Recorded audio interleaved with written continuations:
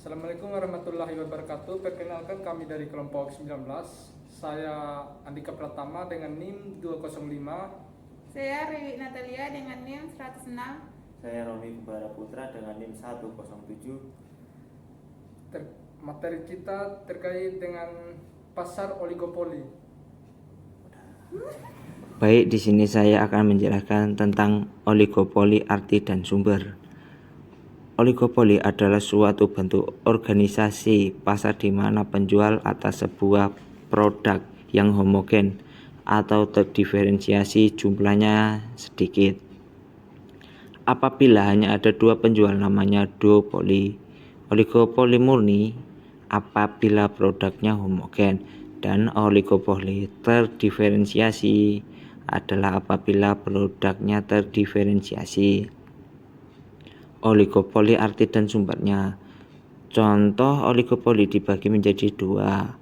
Yang pertama, produk homogen meliputi baja, aluminium, kaca, besi, dan lain sebagainya.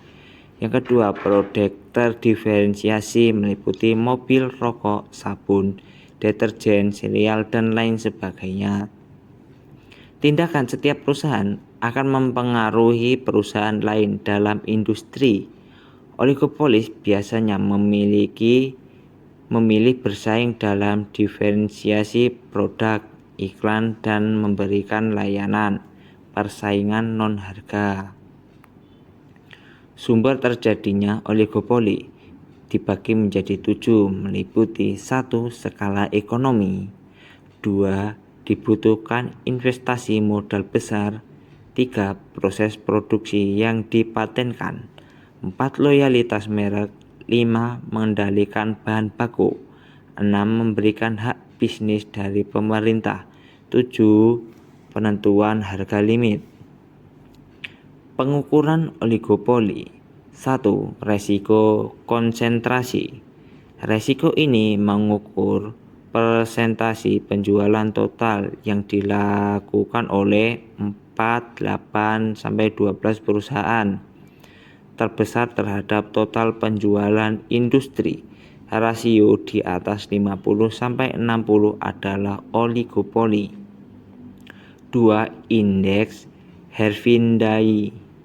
Indeks ini dihitung dengan menjumlahkan nilai kuadrat pangsa pasar semua perusahaan dalam pasar.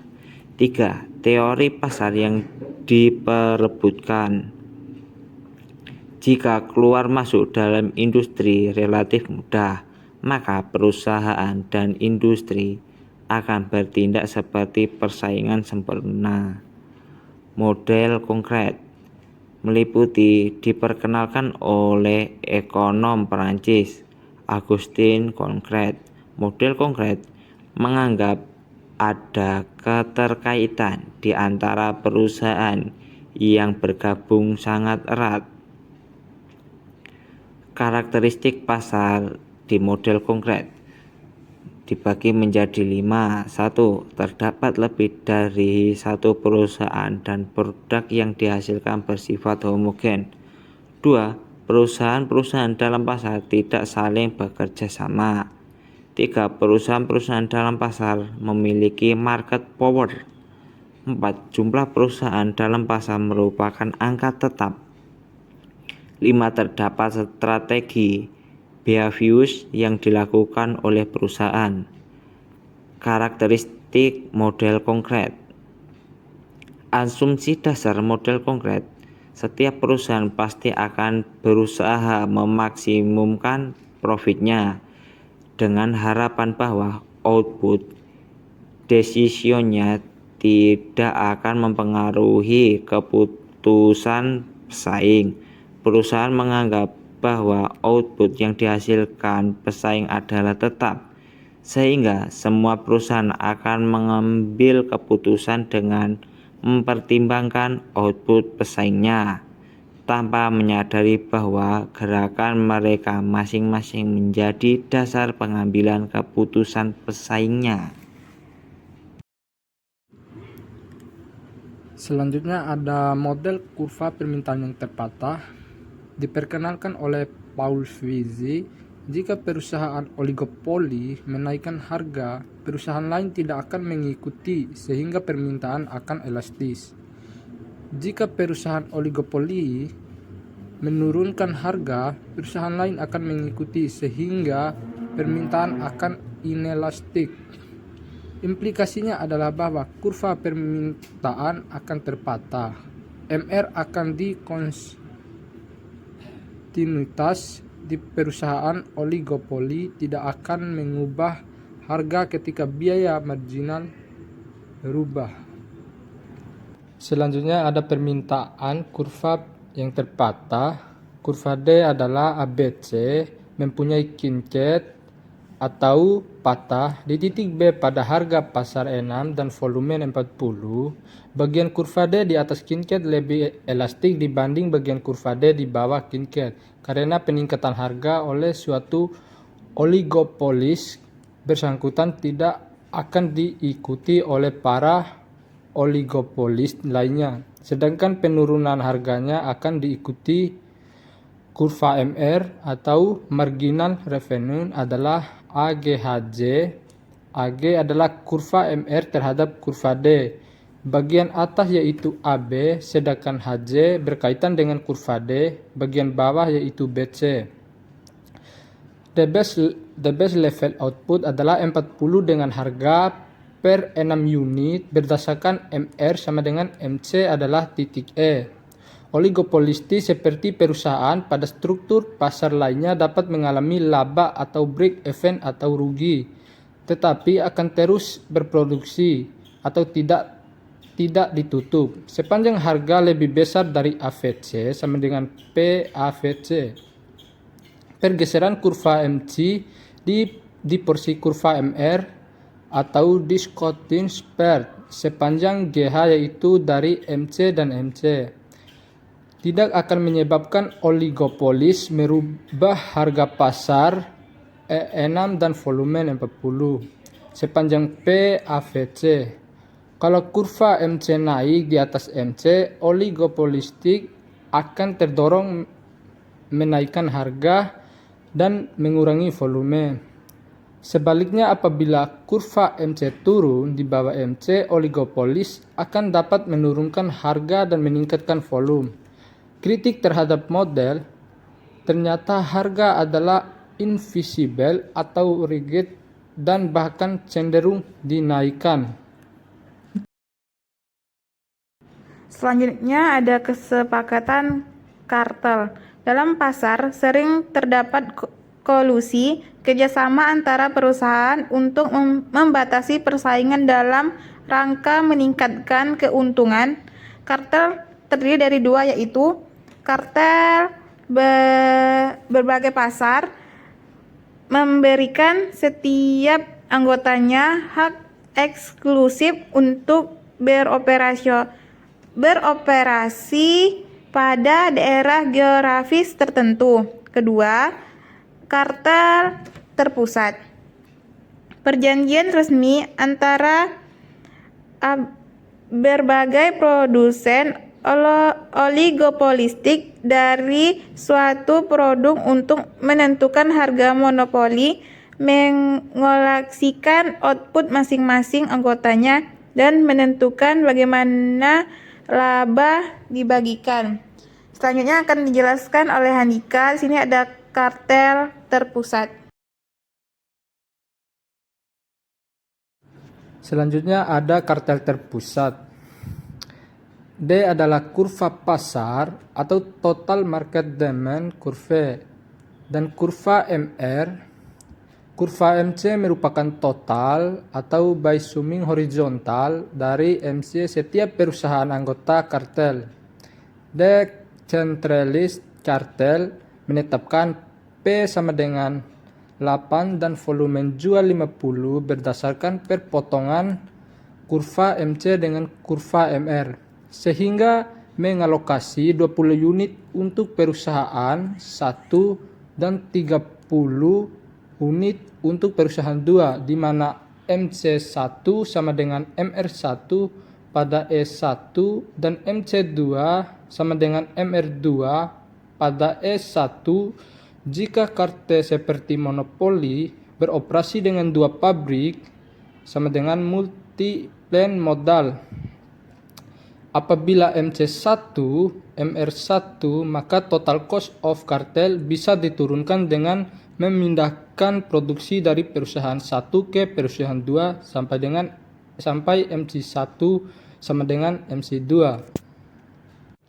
Selanjutnya ada kepemimpinan harga. Salah satu cara pembuatan penyesuaian pasar tanpa harus kolusi dan perang harga adalah kepemimpinan harga. Kepemimpinan harga, perusahaan yang diakui pemimpinan harga elektron akan perubahan harga dan kemudian perusahaan lainnya dalam industri dengan cepat mengikutinya. Perusahaan barometrik yang pertama, terbesar, dominan, atau perusahaan biaya terendah di industri. Kedua, kurva permintaan didefinisikan sebagai kurva permintaan pasar dikurang pasokan oleh para pengikut. Perusahaan pengikut mengambil harga pasar seperti yang diberikan dan berperilaku sebagai pesaing sempurna. Selanjutnya, price leadership.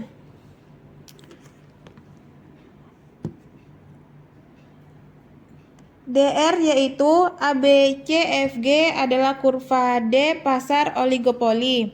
MC adalah jumlah sebuah the horizontal summation dari MC semua follower. DL yaitu HNFG adalah kurva D bagi follower yaitu DR dikurang MCF sama dengan DL followers demand dan marginal revenue adalah MR. Follower supply ke pasar atau follower penjualan ditetapkan pada harga yang ditetapkan oleh price leader sama dengan MCF apabila price leader menetapkan MCF pada titik B sehingga follower penjualan HB sama dengan 50 unit sedangkan leader penjualan 0. Maka harga MCF pada titik T sehingga followers penjualan 0 sedangkan leader penjualan TF sama dengan 100. Selanjutnya, inflasi efisiensi oligopoli. Yang pertama, seperti halnya monopoli, harga biasanya terjadi di atas large sehingga laba dalam pasar di globallistik bisa tetap ada dalam jangka panjang karena ada hambatan masuk ke pasar. Yang kedua, oligopolistik biasanya tidak beroperasi pada titik terendah kurva large mereka. Yang ketiga, biasanya terjadi alokasi sumber daya yang tidak efisien pada perusahaan industri oligopoli. Yang terakhir, ketika memproduksi barang terdiferensiasi, mungkin akan terlalu banyak uang untuk pembuatan iklan dan perubahan model. Selanjutnya ada model maksimasi penjualan. Di sini ada 3. Yang pertama diperkenalkan oleh William Doumou. Yang kedua, rumusan dari model maksimal penjualan adalah manajer perusahaan untuk memaksimalkan penjualan setelah memastikan bahwa tingkat pengambilan yang memadai telah diperoleh, bukan untuk memaksimalkan keuntungan. Yang terakhir, penjualan atau total pendapatan TR akan maksimal ketika perusahaan menghasilkan kuantitas yang menetapkan penerimaan marginal sama dengan 0.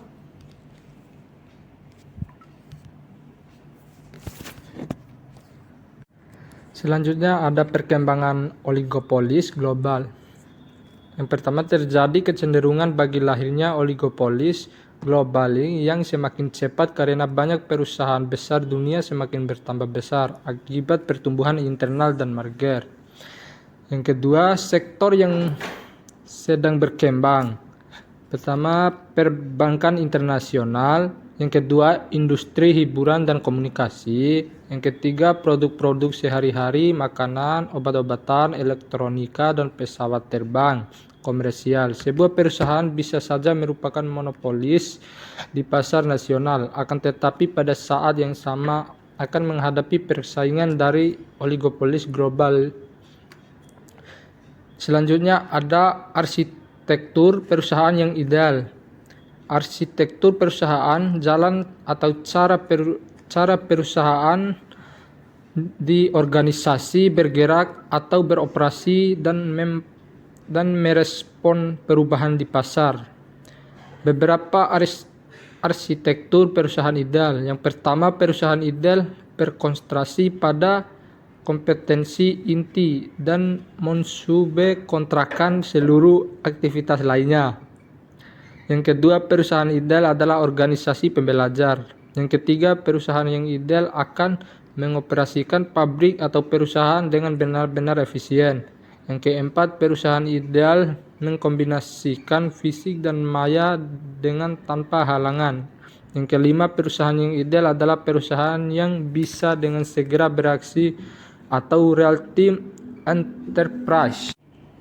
Perusahaan maya, virtual corporation, jaringan kerja temporer, perusahaan independen, pemasok, pelanggan, dan bahkan pesaing yang bergabung bersama dengan kontribusi kemampuan intinya masing-masing untuk secara cepat mengambil keuntungan di pasar.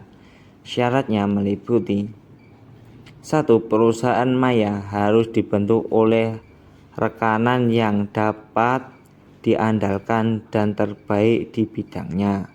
2. Jaringan kerja harus melayani keinginan untuk semua rekan dalam kondisi yang menguntungkan. 3. Setiap perusahaan harus memberikan orang yang terbaik, terpandai untuk jaringan kerja. 4. Tujuan jaringan kerja harus jelas. 5. Jaringan kerja tersebut harus membangun infrastruktur komunikasi yang terintegrasi antara setiap perusahaan.